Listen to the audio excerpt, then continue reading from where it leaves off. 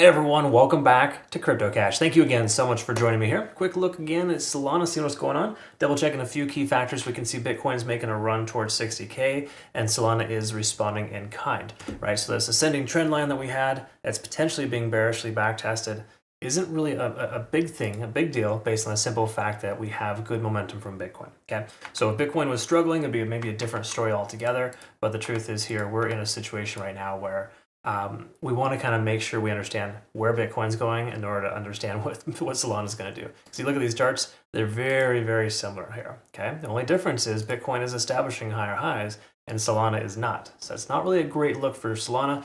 So we're going to pay attention to that as well. I'll redraw out our fibs here and just kind of double check a few key factors so we can kind of pay attention to a few things. Let's start with liquidation levels first and kind of go from there. Let's see, Solana, and while we're waiting for that to load, I just want to say thanks to my community. I appreciate the feedback. We took some nice profits yesterday, 32% from Cardano, 29% from Bitcoin long the day before, and SUI long 85%, almost 85% in the last 5 days. SUI is cranking. I will cover that here next. Absolutely, just don't worry. We got that covered, but we're going to make sure to see if it's worthwhile taking a long position at this point. I also covered Fetch.ai or ASI, whatever the acronym is now. I covered that just a moment ago, so be sure to check that out if you're curious on my YouTube. It's also available Twitter, Telegram, and Discord.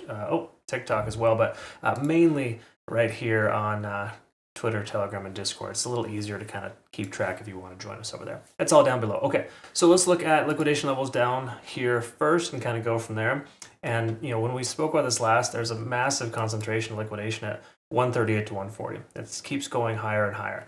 It's kind of funny to see people trying to keep shorting this coin when the market overall is bullish. It makes no sense to me, but again, not everybody looks at the market the same way that we do, right? And once more, it's not ever foolproof, but statistically, we are probable to see the price go up then down at this point based on a lot of the micro analysis as well as the macro starting to form well, okay? So Bitcoin is almost breaking bullish. Once we get to 60K or higher, it's going to be, Bob's your uncle, continue further up. There's a good chance of that. Once more, just based on the simple fact we have a lot of confirming factors on most time frames except for the daily. Same thing here with Solana. So let's just quickly look here. We got 1.5 billion, just say each one of these bars is just say 1 billion. So there's somewhere in the range of about 5 billion here between 138 and 142. That's a lot of liquidation. Majority of liquidation on the downside is starting to dissipate as stop losses are being closed, positions are being filled, right? Or closed essentially in profit. So again, basically the shorts have a lot more to worry about than the longs at this point. Now, once more, there's no guarantee it's just going to shoot up because once again, Solana is performing slightly more poor than Bitcoin. Okay, some coins are doing that right now. As a matter of fact, like ICP, just kind of like, oops, stuck on stupid for a little while, right? And that's another coin that we have a trade open with. But when it comes to Solana, I'm hesitant to take a trade until we actually fully confirm above this level. Now, we talked about this previously. There is a strong resistance about 135.50, round number 136. Until we close above that on the daily for just say maybe even a couple of days, I'm not going to feel confident in taking along with this coin just because of that. However, let's go ahead and confirm a few other things and see if there's anything kind of telling us that we have any shifts in momentum. Again, from a daily standpoint, we're still bearish. We're under all moving averages. We are at 0 at TSI. That's actually a very good sign. MACD is converging. Generally, when those two things kind of hit their threshold, their halfway point, or convergence to the MACD and or above 0 here, that usually is a really good sign.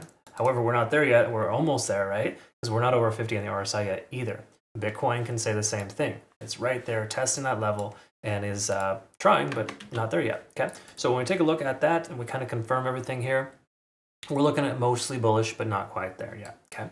So again, that's just generally the consensus on the daily time frame for most coins. When we look at the 4-hour time frame, we can recognize there's a different shift in momentum occurring right now, right? We're above the 50-day SMA, which is extremely important, but the 20-day SMA is it's been wavering above and below, but we are above that right now, and it's holding as a trend line. That's a very, very good sign too. So that's good. We're over the 100 as well for the moment. The 200 is trailing behind at 140. So overall, I do think we have a distinct probability of hitting this liquidation level and sweeping that. Okay? So I think 136 to 140 is absolutely the next target area. We are right here at 0 on TSI, which is very, very good, kind of a resistance range. We can also recognize MACD's not really doing too much. The 4-hour keeps kind of squeezing, right? And the longer you spend time in a range, the more likely it is to break. We're over 50 on the RSI here. However, money flow index is low or coming down. Generally, that's not a good sign. The main reason why we're seeing that, though, is because this guy just dropped off here. And again, it's a 14-day lag. So that's another reason why you want to be kind of mindful if you are using, just say, an indicator that, I mean, we got tons of people using a market cipher in our community, which I see there's benefits, of course, but generally speaking, when you don't factor in the fact that, these moving averages are based on specific time frames or parameters, and we have large volume candles that either drop off or are introduced, it will provide you with some false positives here. So to me personally, with the the money flow index pulling back, that's still actually in very good shape considering, based on the simple fact that this guy right here has dropped off. Okay? Again, it's a 14 candle lag if you're not familiar with how MFI and RSI work. Either way, all those things being said, we're still in a good shape here. Me personally, being above those moving averages is great.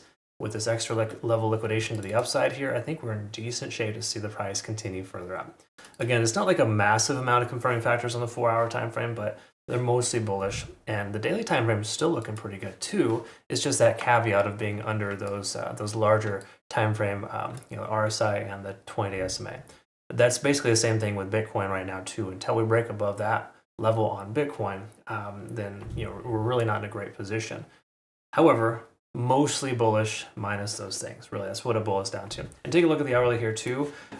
This looks like a bit of a mess, but let's confirm here a couple things first. We're above the cloud. That's the important thing here. But as we start to compress and work within this range here, we can kind of see this range that we're in. It's not optimal to be stuck in a range as far as breakouts are concerned, because you got to wait for it to break out of this trend, right? So me personally, I don't like trading range-bound activity, and that's why the Ichimoku Cloud can kind of give you some false positives too when you're in these kind of ranges until it breaks free. I mean, the key takeaway here is that we're above the cloud, and we have been for a majority of this time here, and that's positive. But this is not like by any stretch like, hey, okay, you're good to go, just take a long position, right? The truth is, if you take a long position right now, you'll have a larger statistical probability of success based on the fact that Bitcoin should continue to progress higher. I'm just a little concerned here with this coin effectively not establishing higher highs, and Bitcoin is doing that. Okay? That shows me that there's an inverse pairing, or more so just it's weak compared to Bitcoin. It's not going up quite as strong as it should. Once more, that's not a bad thing. If Bitcoin goes to 60K, you're darn right we're going to go higher with Solana, right? But if Bitcoin just say comes back down to 57K, I think Solana's going to take a harder hit, and we may even see like something along the lines of an ABC pattern, right? We could very well see one more lower low before that happens. So just know that's a possibility. I'm not trying to get you scared, just letting you know that being blindly bullish right now in the market is crazy. If other people are promoting that or pushing that, I think it's probably flawed. I would love to understand what that is, of course, that they're seeing. But again, when you look at a lot of different things, you're going to be in much better shape. Also, be careful too. Inundation can effectively work against you too. I know there's some traders out there that I understand, people who are watching in our community, that have every single possible time frame available. Okay, the 27-minute charts. Come on, guys, really, like, you got to pick round numbers, and you got to actually make sure you work with specific parameters, and you always use the same one over and over. If you're searching every single time frame to try to find an opportunity, you're going to find too many blood diamonds or too many green circles or whatever that are going to give you some false positives. When I look at this here personally, there's too much going in either direction that it doesn't make sense to take a trade. That's the way it should be. You shouldn't force a trade ever. All right, that's all I got. I'm sorry. I should always give you disclaimers before I start on those rants, but I can tell you it's for your best interest, because I get a lot of community members coming over from other communities that have been destroyed previously because they listen and watch these moon boys that seem to get all the views. So again, you can help us by hitting the like button, maybe commenting below, get this in front of more people. Do that on every single video, and that'd be very helpful. Either way, I'll post our playout chart on our Twitter, Telegram, and Discord here shortly. Thank you so much again for watching. We'll see you in the next one. Take care.